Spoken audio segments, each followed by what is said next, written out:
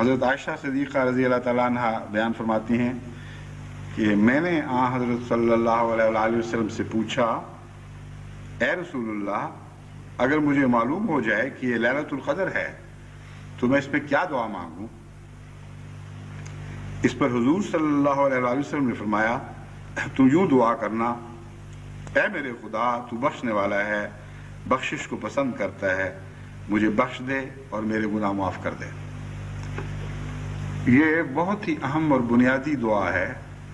اور خصوصیت سے میں نے آج کے خطبے کے لیے اس لیے چنی ہے کہ لوگ اس دعا کو بھول کر فضلوں کی باتیں کرتے رہتے ہیں اور بھول جاتے ہیں کہ کوئی عمارت بنیاد کے بغیر تعمیر ہو ہی نہیں سکتی، اور تمام فضلوں کی جڑ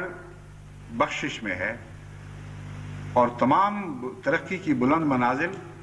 بخشش کی بنیاد